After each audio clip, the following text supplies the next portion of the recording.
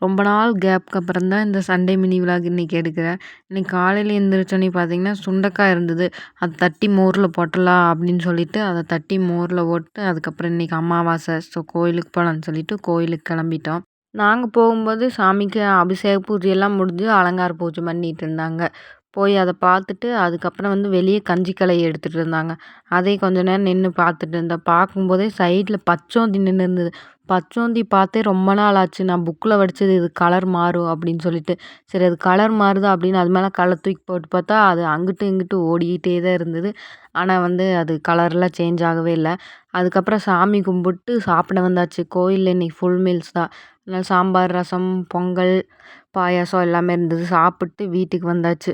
வீட்டுக்கு கீரை இருந்தது. கீரை சுத்தம் பண்ணி வச்சிடலாம். காலையில எந்திரிச்சு சுத்தம் பண்ண முடியாது அப்படின்னு சொல்லிட்டு நானும் அம்மா 2 பேருமே சேர்ந்து சுத்தம் பண்ணிட்டு இருந்தோம்.